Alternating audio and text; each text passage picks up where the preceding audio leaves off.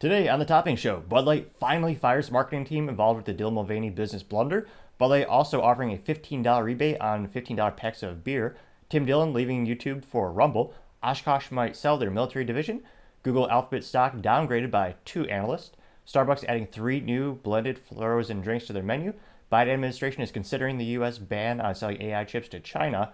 The world's largest Buc-ees opens, and Pepsi debuts Pepsi infused foods. All that and much more on The Topping Show.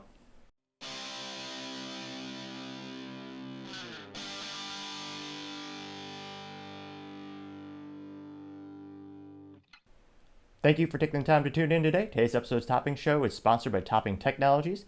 Topping Technologies is an IT value-added reseller and services company with a special proficiency in IT security. Heck, I see the founder released twice today. Gotta say, he's quite handsome and brilliant. He's me, that's the joke. If you're an IT leader or business owner and need a little assistance, you can reach the team at sales@toppingtechnologies.com. Now, going on to the business part of the podcast, you have Oshkosh considering that they might actually sell their military division, all because the Army is picking a rival. Now, Oshkosh was established all the way back in 1917 over in Wisconsin, which makes sense. It's also coincidentally the name of a city in Wisconsin. Now, it was originally incorporated as Wisconsin Duplex Auto, which, yeah, that sounds a lot less inspiring. Oshkosh, standalone, it sounds a lot cooler. And their first vehicle were heavy-duty service vehicles, 4x4 drive, and they've been making trucks for the government for decades. I mean, they had some trucks that were specifically used by the aircraft transportation divisions in the U.S. military all the way back in 1955. So quite some time ago. Now, in 1976, they actually won their first contract with the U.S. Army for 74 of the M911 heavy-duty equipment transporter. Now, the particular bid that they lost currently with the U.S. Army is the bid to construct the next-generation tank for the U.S. military, which would replace the Bradley fighting vehicle. Now, this estimated contract proposal for this new tank is a mere not 4, not 5, not 7, not 10 billion, $45 billion, which is quite a pretty penny, but also makes sense considering how much technology they put into these things. And also, they're quite literally quite bulletproof, or as analysts or as the folks who particularly appreciate nuances and they really like the actual details and technicalities, it is called bullet resistant, since obviously you get a certain particular bullet, certain composition, it'll penetrate darn near anything. So that's why you hear of bullet-resistant glass, not bulletproof glass. But I digress. Now, the Army announced that they narrowed down the decision. There was originally 3 contenders. Now it's down to General Dynamics as well as American Rifle. And the replacement is going to be called the XM30. It's going to be the XM30 mechanized infantry vehicle. And it's going to have a hybrid electric engine and possibly self-driving functions. Now, I couldn't help but laugh a little bit at the idea of having a hybrid electric engine with a tank. I don't know how practical this is going to be. I mean, if you just think about hybrids, EVs, I mean, usually when you have a tank and the military is going places, they're not always, but usually not the nicest places on the planet. You're not going to see a Tesla charger in the middle of the desert yet. Tesla's growing exponentially, but yeah, to think of they want a hybrid electric engine. They're going to plug in a tank. And also, the biggest detriment to heavy vehicles, EVs are garbage, mechanically speaking, for heavy vehicles, since the more the weight, the more the battery power you're going to use, the less efficient it's going to be. That's why you look at ones that are much more efficient. They're very lightweight, smaller vehicles. You saw this with, you have the GMC Hummer, which is somewhat of an abomination in and of itself in terms of the Hummer is now an EV SUV, costs $100 to charge depending on where you live. You even saw this with the F-150 Lightning when the EV truck came out. As soon as they started to tow anything, the range just crashed to nothing. It was a viral moment on the YouTube for quite some time as everyone is getting their hands on those trucks and they actually try to use them as a truck, and it doesn't turn out so well. So that's why I'm overall skeptical about how will it be incorporated into tanks when they weigh quite literally as much as a tank. Now, Oshkosh, they're pretty diverse in their portfolio. They have, obviously, they have commercial grade stuff that anyone or people with lots of money in the private sector can purchase as well. But I don't know if it'd be a prudent business decision to actually sell off your defense unit. Because again, this was a huge contract. Don't get me wrong, $45 billion is a lot of money. But the Department of Defense, the U.S. military, is always looking for new vehicles. And once you get those contracts, they're quite lucrative, and of course, they're quite stable for your company. They just keep coming back, because you look at some of these legacy aircrafts. I mean, one of the most legendary aircrafts in history, people forget it was made by the Fairchild Company, but you have the A-10 Warthog, which is the more well-known public name of the awesome engineering marvel of having a giant machine gun and building an airplane around the machine gun, which is purely American in terms of the spirit of, let's make a gun and then we make an airplane around that gun. And the whole airplane is designed around that gun. Now, that plane has been used for decades. There are still ongoing support contracts that third parties are working with them. And of course, traditionally, it's the first party, the company that makes the plane, it still maintains it. So you have those reoccurring contracts. And Fairchild, a lot of those divisions they've been sold and consolidated throughout the years. But I don't know, to sell a whole division, plus it's also a global economy, especially these days, wars spurring a lot of technological innovations, but Oshkosh can also sell to other entities globally as well. So there's a lot of demand on the Allied forces these days, so that might be something to look into. So time shall tell. If they actually sell it, I would most likely consider it a business blunder. But I digress. Now, other interesting business news, you have Google Alphabet stock being downgraded twice this week, which, traditionally speaking, Google basically prints money via their ad sales. Your data is worth far, far more than you could possibly imagine. Now, this comes from two particular analysts. You have analyst Bernstein as well as UBS. They both downgraded the stock. You had the UBS analyst Lloyd Walmsley. He downgraded the stock from a buy to neutral. So, nice thing about stock analysts is they're usually pretty straightforward in terms of, it really means just don't buy it. Just don't sell it, but don't buy it. Neutral. Simple enough. Now, you also have the Bernstein analyst Mark Schulmuck. He recreated the stock from outperform to market perform. So, slightly different vernacular, but basically saying, they're no longer achieving better than average out of the market. They're just average. Now, it should also be noted that overall the stock for Google or Alphabet, they like to rebrand themselves. I'm sure there's many reasons for that, but it's still increased 34% year to date. So overall, the stock is still doing exceptional, but there are a lot of underlying issues with the industry when it comes to ad sales. Ad sales is down year over year. YouTube, on average, it's about a 2% decrease every single year, which again, you need to turn that ship around, because that is how YouTube makes a living. It's how it makes a profit, because businesses buy advertisements, they put them in front of videos, and to not reverse that trend is going to be detrimental. And you also have more competition these days. Now, the analysts did note that there's some good long-term visions when it comes to what Google's trying to do in terms of innovation, and they specifically noted the Google Search Generative Experience, and of course, acronyms are awesome. So that's the SGE, actually sounds like a rapper or an album. The SGE up in here, this general region of the epidermis. I don't know, but they say that might be a potential win for their evolution of how advertising will continue to evolve. Now, that's their experimental AI platform that performs searches with AI. It's very similar to Microsoft Bing's with their integration with AI, where it actually uses AI to provide users with answers to specific queries. The problem, analysts say, and I quote, is that the generative AI responses occupy screen space that is currently used to serve ads on the normal Google search page. So they're going to have to make sure that's infinitely more profitable, because in the current configuration, it would completely disrupt their current mechanism for making a living.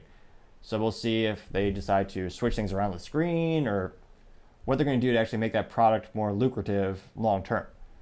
Other interesting business news, you have Starbucks coming out with 3 new magical menu items. Now, they're coming out with a slushy-like take on their previous secret menu item. Now, time goes by way too fast. I didn't realize it's been 10 years since they came up with the Starbucks Refreshers, which are like Capri Suns for adults, I guess some might say. It's a fruity little drink that you can get, and they're actually changing so it's not like an icee or slushy. And 3 new flavors are going to be frozen mango dragon fruit lemonade, frozen pineapple passion fruit lemonade, and frozen strawberry icee lemonade, which, of course, in terms of marketing, the one drink, a single beverage will have 4 names for it. It's not just strawberry, it's frozen strawberry icee. I might be butchering that term as well. But probably for the summer, especially down south, that's going to sell pretty good considering I think Texas is supposed to be 104 degrees today. It's quite hot.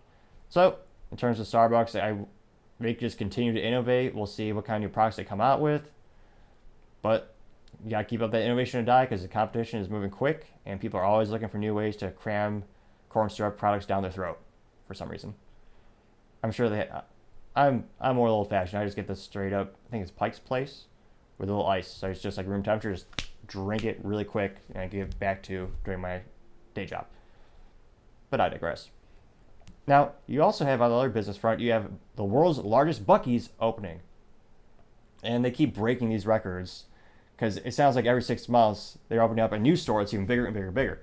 Now, Buc-ees was established way back in the day. Well, I was going to say, it's such a long time ago. You had the Lamborghini Countach. It was the 1980s, specifically 1982. It's founded by Archie Applin over in Texas, the best state, bar none. And the newest site is going to be over in Knoxville, Tennessee. The store alone is going to be about 74,000 square feet, which for a gas station convenience store is larger than people can possibly comprehend. It's a business experience it's a life experience, some might say, to go and just check out Buc-ee's. But if you look at that 74,000 square feet, what's like the average 7-Eleven? So you just look up average 7-Eleven store square footage. Yeah, so a 7-Eleven, their average store capacity in terms of square footage is about 3,500 square feet. So you have Buc-ee's at 74,000 square feet. You have 7-Eleven at 3,500 square feet. So that's quite a big delta. And of course, inside they have the more profitable items. Of course, they sell gasoline like every gas station, but you only make a little bit per gallon. It's all about the aggregate McDonald's model. Sell a little bit of profit, sell a lot of volume. That's how you build their business. But inside is much more profitable things in the clean bathrooms, which on road trips are a pretty rare thing. There's there's a reason there's like 2 Shell gas stations, and every time I go on a road trip, and the odds of getting stabbed there are never 0%. I'll just say that much. And there's always at least maybe an eighth inch of dust on all like the beverages. It's astonishing. They're somehow still in business.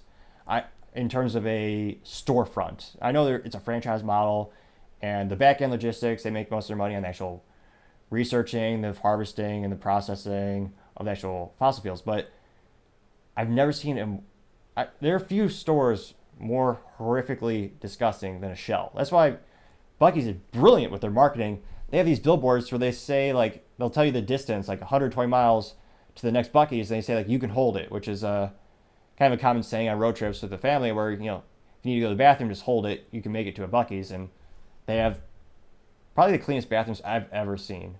And they have good premium fuel, so that helps out as well. Now, this new gas station at Buc-ee's is not only is the store inside 74,000 square feet, they're going to have 120 gas pumps, which is phenomenal. Because there's nothing more annoying when you're on a road trip than having to actually wait for someone to gas up their vehicle, and you're wasting precious minutes. Sometimes you're trying to set speed records and time records. And even worse is when people actually park at the pump, they don't pump gas and they go inside. They should be socially ostracized and they should be publicly shamed. I'm not saying yell at them, I'm just saying maybe give them a stink eye, be like, what's wrong with you? You know that spot's for people that pump gas. Don't even get me started on people that drive Teslas and they park it there. Ridiculous. Now, going on to the culture part of the podcast, you have Tim Dillon leaving YouTube and plans on going over to Rumble and Twitter. And the reason why? It's not too surprising. Censorship, which YouTube could write a book on that since they've done it more than any other platform that I can think of in modern history.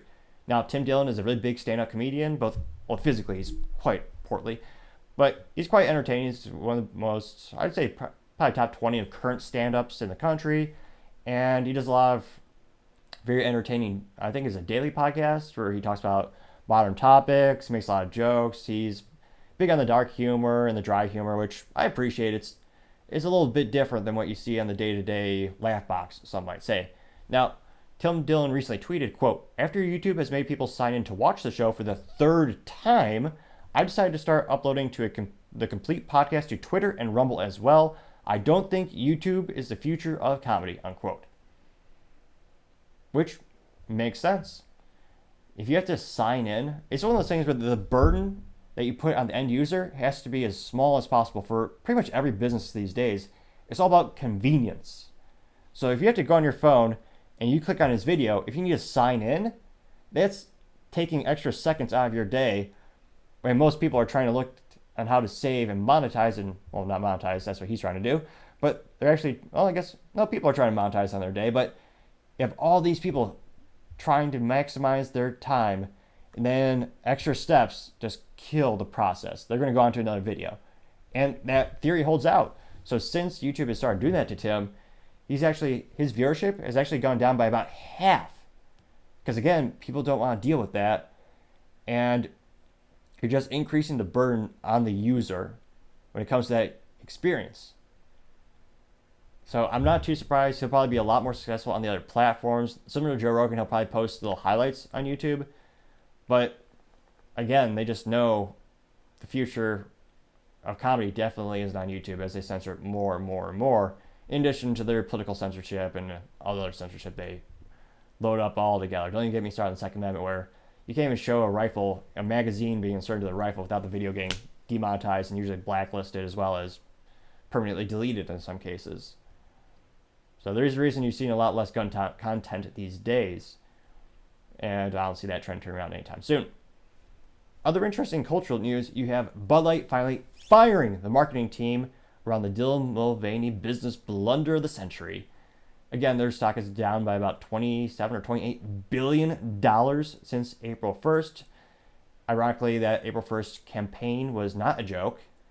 Fiscally, it perhaps is now a joke because they've lost so much money, not only with stock, but their sales have gone down the drain so much. They're no longer the number one beer in America for the first time in 20 years. Which, again, it's a special kind of business blunder if you can make that much of a mistake, and then the team around them just add fuel to the fire with how they handle the situation. Now, it took them, should be important to note, it took them about 3 months to actually fire these morons. And morons it's actually an insult to morons in terms of what they did to the brand and to the company's fiscal stability. There are perhaps no words to convey that amount of ignorance, that amount of hubris. They just thought they couldn't do it wrong. They thought they were...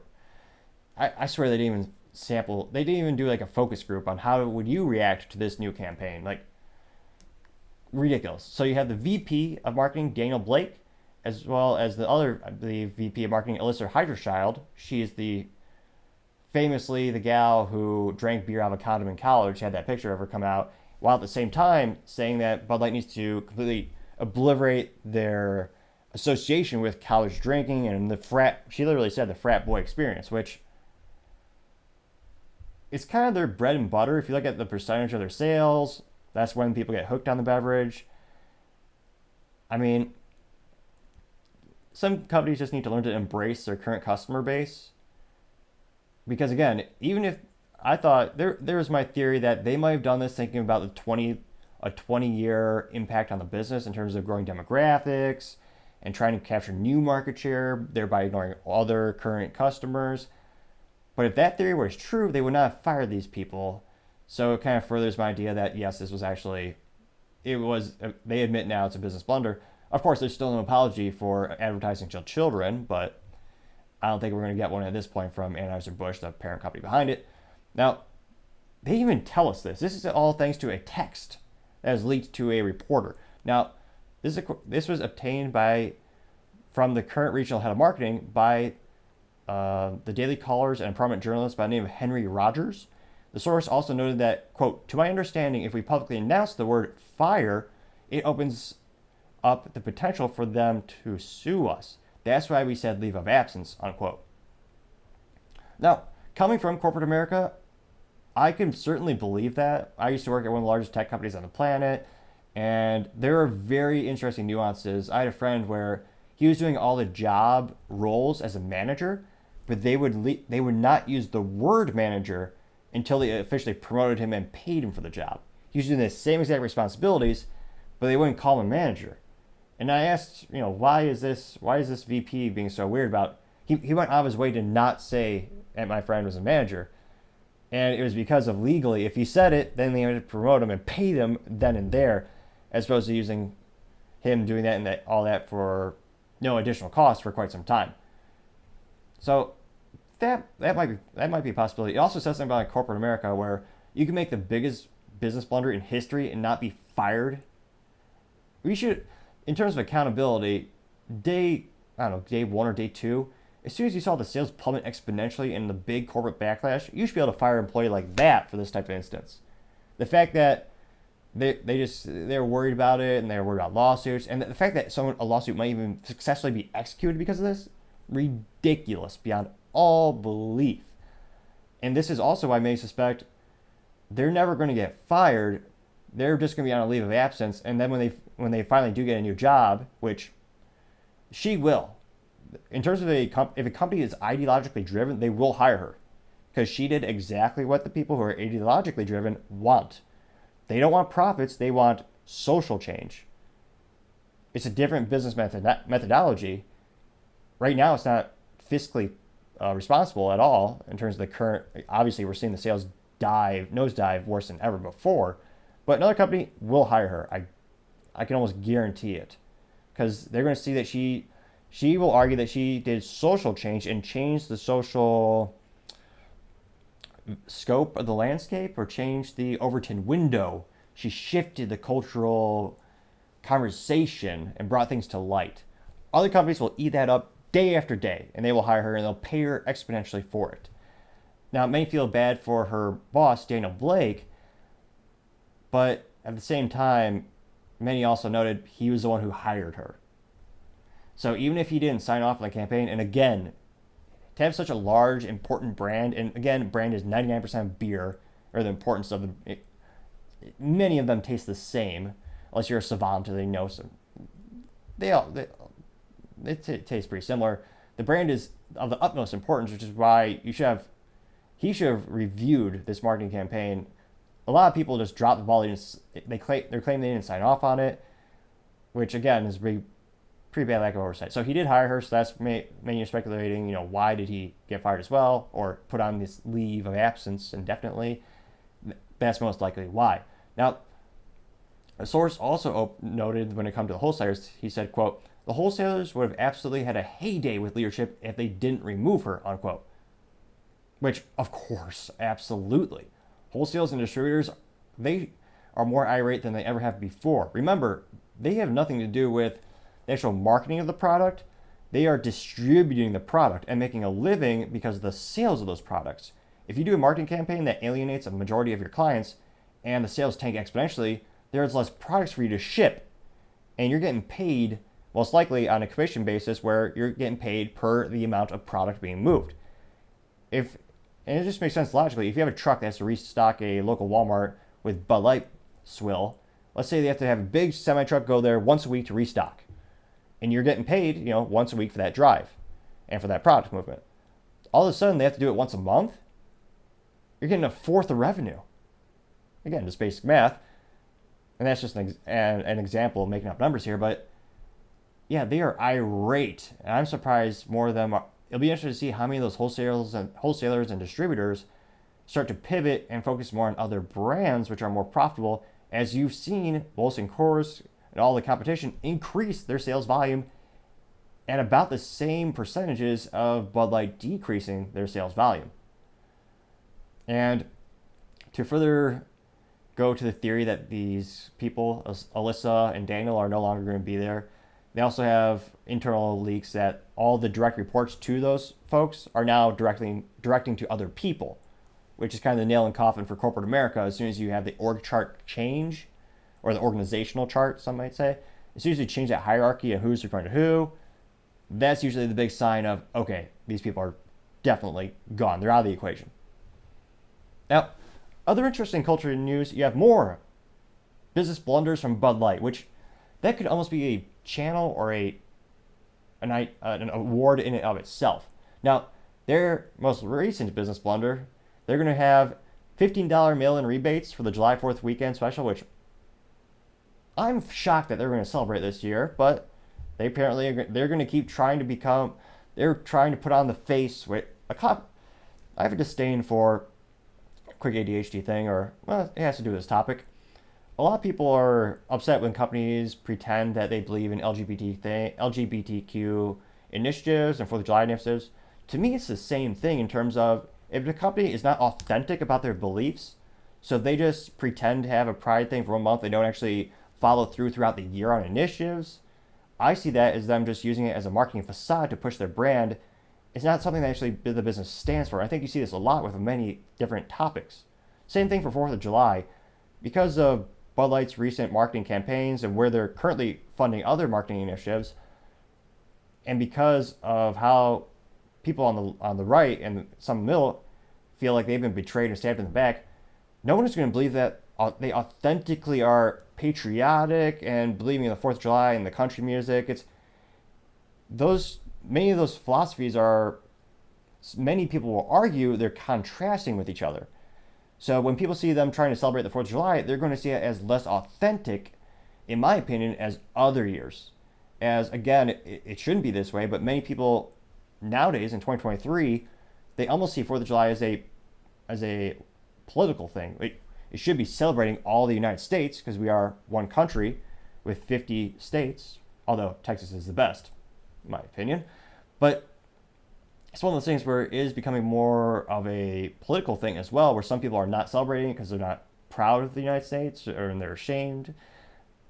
But that's becoming political for some people. And I don't think there's going to be a lot of authenticity about, that's the hardest thing to gain as a brand, is being authentic.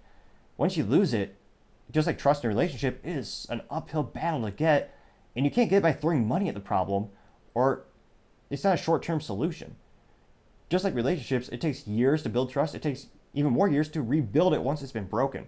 So I think this 4th of July campaign is going to fall flat on its face. Now, they have a campaign. So they're going to have a $15 mail-in rebate for a 15-pack of beer, which at most locations in the United States sells for about $15, which means it's essentially free.